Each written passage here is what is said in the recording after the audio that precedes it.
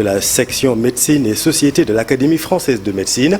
L'Aréopage réunit des médecins, des chirurgiens, des biologistes, des pharmaciens et des vétérinaires reconnus pour leurs travaux scientifiques et pour les responsabilités qu'ils ont assumées dans le domaine de la santé. Votre admission, annoncée le 11 janvier dernier, a été chaleureusement accueillie, professeur, par les Sénégalais, en commençant par le premier, le président Macky Sall. Dites-nous quelle est votre réaction et que représente pour vous cette admission? Merci beaucoup pour votre invitation. C'est toujours très gratifiant d'être admis dans une institution aussi prestigieuse que l'Académie nationale de médecine en France, d'être reconnu en réalité par ses pairs, où qu'ils soient, que ce soit en France, en Afrique ou même ici au Sénégal. J'aurais été tout aussi honorée. C'est une marque de reconnaissance de nos efforts et en tout cas une incroyable source de motivation à aller de l'avant et à poursuivre ces efforts qui ont mené à cette élection.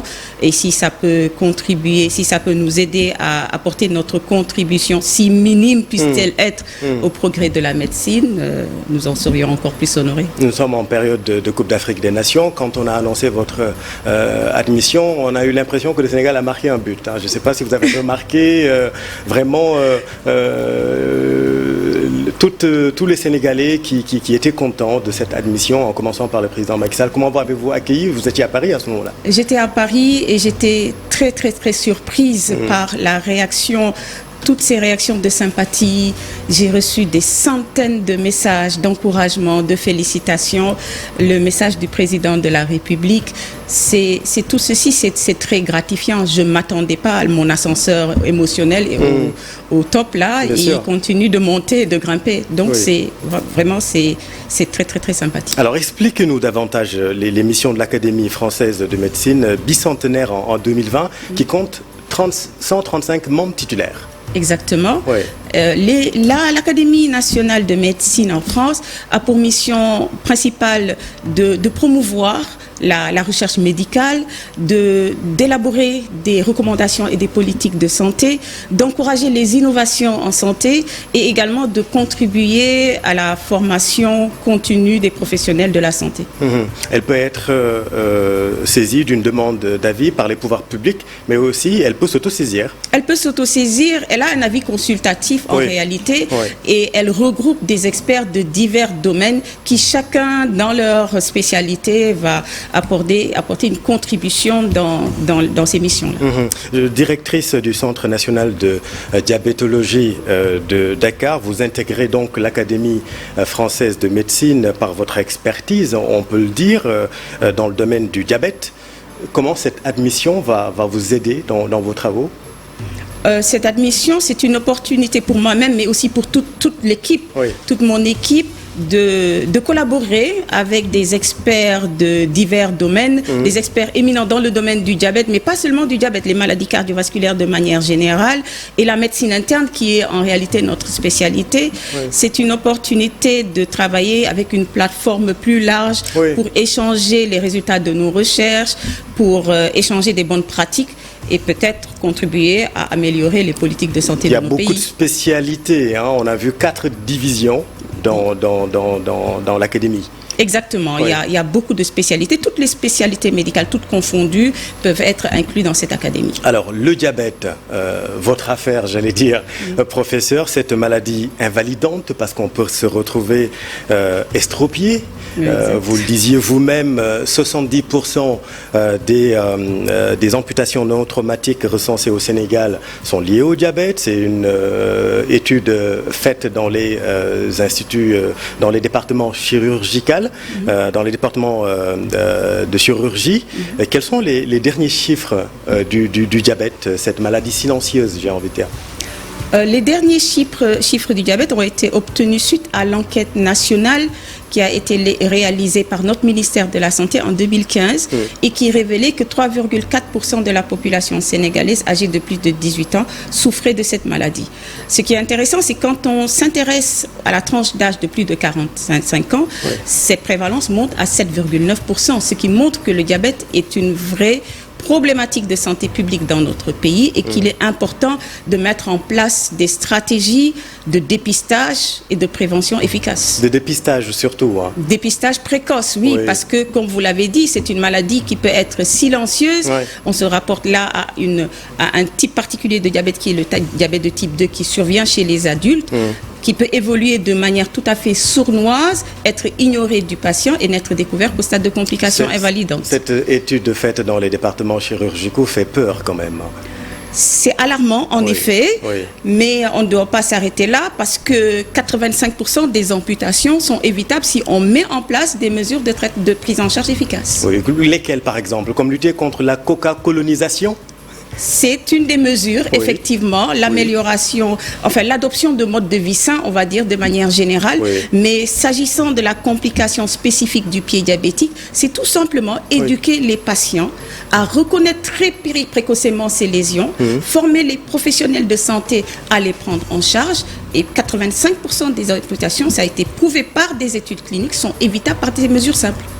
Un mot sur la téléconsultation, professeur, je sais que ça aussi vous intéresse, vous développez des programmes de gestion du diabète dans les pays à ressources limitées avec le numérique comme M-Diabète. Est-ce que ça marche, M-Diabète ? Oui, les programmes de gestion du diabète utilisant la technologie numérique ont montré des résultats prometteurs.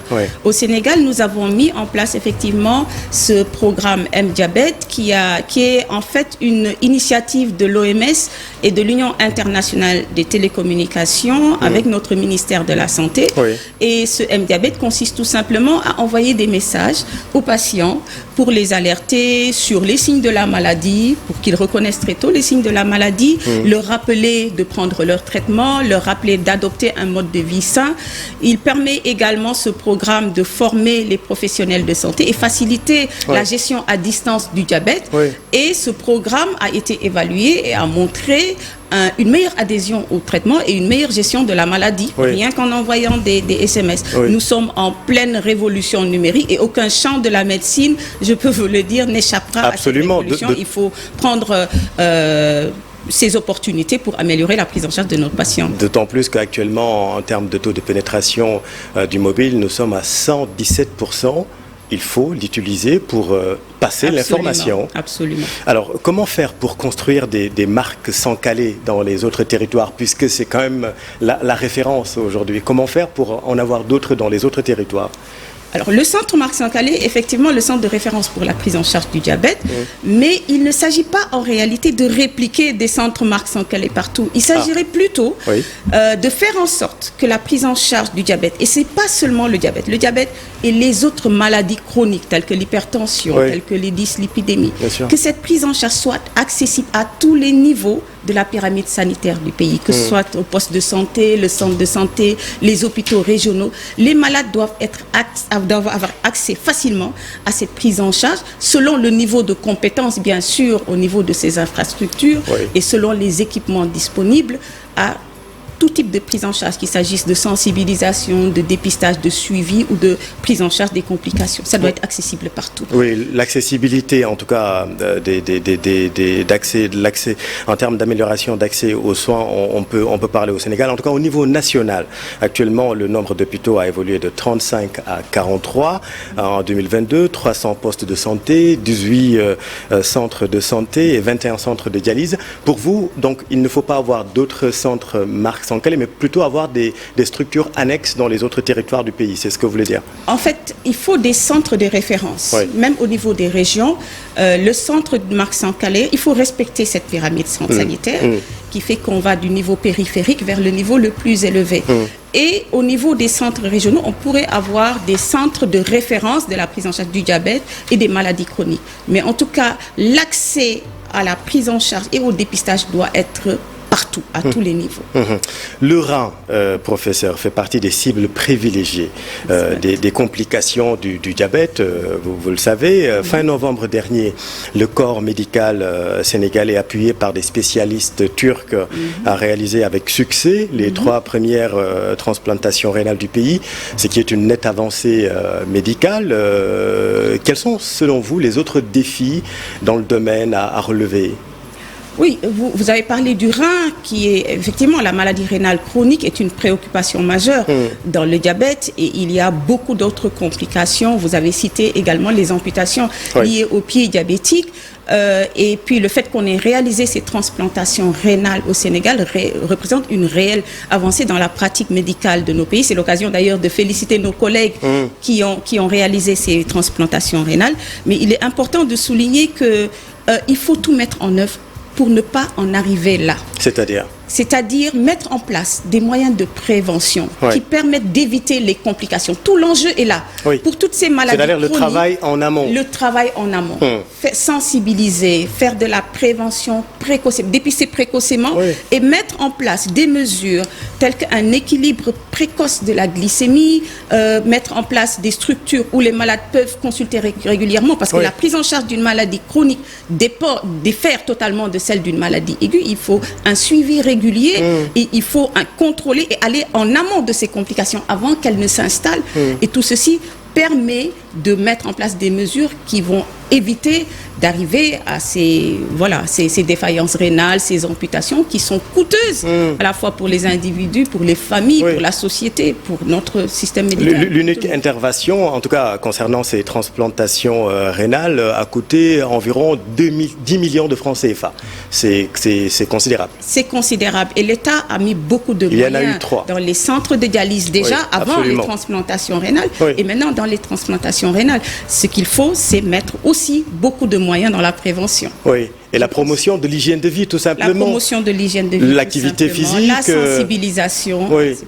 Alors, en termes d'amélioration d'accès aux soins, on peut aussi citer toujours le développement du Centre national d'oncologie, CNO, dont les travaux de construction ont démarré en avril. Le centre cardio-pédiatrique, QMO, de l'hôpital de Fannes également, sont des projets de référence, ainsi que le projet de construction du Centre national des Grands Brûlés, dont le foncier est disponible au niveau de l'hôpital de Fannes. Mais reparlons de cette intervention réalisée à l'hôpital militaire de Ouakam. L'équipe médicale de la transplantation reçue par le chef de l'État, le président donc Macky Sall, qui s'est réjoui de votre admission à l'Académie française de médecine en disant que cette reconnaissance a honoré le Sénégal, mais magnifie à la fois aussi la qualité de notre système d'enseignement supérieur, l'expertise de nos universitaires ainsi que celle de nos personnels de santé. Fin de citation. Votre admission, professeur, réellement, quelle est la consécration de la formation sénégalaise? Cette admission représente à coup sûr une reconnaissance de la qualité de la formation médicale au Sénégal. C'est aussi la preuve de l'engagement. En médecine, on dit nos maîtres, ceux qui nous ont formés. Ce sont des personnes qui sont engagées envers l'excellence dans la formation médicale et dans la recherche. Donc, il faut continuer, je pense, à valoriser cela. Et puis, mais surtout rester conscient des défis auxquels nous sommes confrontés, parce que avec l'augmentation importante du nombre des étudiants, pour maintenir ce niveau de qualité, il va falloir mettre des moyens en place pour pouvoir assurer un enseignement de qualité nous permettant d'accéder aux plus hautes sphères de la communauté scientifique. C'est possible, mais bon, on parle de massification des étudiants. Il faut mettre en place recruter davantage d'enseignants. On ne pourra peut-être pas le faire à l'infini, peut-être tirer avantage de cette révolution numérique pour mettre en place des outils un meilleur accès à la technologie, à la fois pour les étudiants mais également pour les enseignants. Mettre des sites de stage aux normes, c'est important, parce qu'actuellement les sites de stage ont dépassé leur capacité d'accueil, et c'est un vrai problème dans la formation. C'est intéressant ce que vous dites, et comme on dit en journalisme, transition toute trouvée. J'emprunte le jargon médical. Votre admission célèbre la qualité de l'enseignement supérieur, mais en ce moment, il est un peu balafré quand même. Comment faire pour lui rendre ses lettres de noblesse? À l'enseignement supérieur. À l'enseignement supérieur. Il faut maintenir les efforts. Des efforts considérables ont été faits. Ça, il faut le reconnaître. Nous avons franchement des enseignants remarquables également, qui sont prêts à s'engager pour maintenir ce niveau de qualité. Il faut juste les encourager et puis mettre à leur disposition les moyens de pratiquer leur art. Alors, première femme à intégrer l'Académie française de médecine, première femme en Afrique de l'Ouest. Alors, avant vous, il y a eu le professeur Ibrahima Diagne, qui est un pédiatre de renommée internationale, spécialisé en hématologie pédiatrique, membre correspondant étranger de l'Académie également depuis 2021. On peut citer également le professeur d'hématologie Dapa Ali Diallo, le Guinéen, ainsi que le professeur de dermatologie Ousmane Faye, qui exerce au Mali. Ma question, c'est, est-ce que c'est important pour vous d'insister sur le genre? On a beaucoup parlé de ça. Première femme. Mon intronisation à l'Académie de médecine a coïncidé avec le fait que c'est la première fois dans l'histoire de l'Académie nationale de médecine en France qu'une femme est élue présidente. C'est la première fois, l'Académie existe depuis 1820. C'est également la première fois qu'un buste de féminin, en l'occurrence ici celui de Marie Curie, a été inauguré au niveau de l'Académie nationale de médecine parmi une centaine de bustes masculins. J'ai l'honneur d'être la première femme d'Afrique de l'Ouest à être intégrée à cette académie. À être acceptée par le baron Portal. Effectivement, approche genre, je suis d'accord, il faut en parler. Parce que par approche genre, j'entends donner un accès équitable aux femmes, leur donner l'opportunité d'occuper des postes de responsabilité, des postes qui vont leur donner accès à des plateformes ou à des sphères permettant de faire valoir leur expertise. Alors, et puis de briller comme les hommes. Absolument. Première femme en Afrique de l'Ouest à être acceptée par le baron Portal, né au Sénégal. Vous avez fait vos classes. Vous avez un parcours qui peut inspirer, à n'en point douter, les jeunes filles qui nous regardent et qui ont choisi l'art de guérir comme métier. Que leur donnez-vous comme conseil pour percer dans cette voie de l'excellence? Les modèles femmes en médecine, il y en a beaucoup. Je vous ai apporté, j'ai fait exprès de venir avec ce livre qui est récemment paru, qui a été... Vous pouvez le montrer? Rédigé, qui a été écrit par mes consoeurs, les professeurs Fatma Tali et Awa Oumar Touré. Elles étaient là, les pionnières de la santé. Exactement. Ce que je voudrais aujourd'hui, c'est encourager toutes les jeunes filles qui s'intéressent à la pratique médicale et même à d'autres domaines. De lire ce livre pour s'inspirer du parcours de ces femmes qui sont remarquables. À ces jeunes filles, je donnerai le conseil de croire en leurs rêves, de continuer à travailler avec passion et détermination, de s'entourer, de trouver des mentors et puis de s'entourer de personnes qui vont les soutenir dans leur parcours, parce que c'est un parcours qui n'est pas facile pour une femme. Et puis également de développer d'autres compétences en communication, en leadership, parce que c'est important. Il faut une approche holistique de la médecine. Mais surtout, je leur conseillerais de laisser le patient au cœur de leur pratique. Le patient est la raison d'être du médecin. Il faut développer des capacités, des compétences d'écoute, des compétences d'empathie. C'est peut-être la partie la plus difficile, parce que les compétences scientifiques, on nous les donne pratiquement, les enseignants sont là, il y a maintenant beaucoup de possibilités d'aller les acquérir par les livres, par l'Internet, mais ces qualités humaines, il faut les développer et il faut vraiment les maintenir, parce que c'est important, c'est ça la médecine.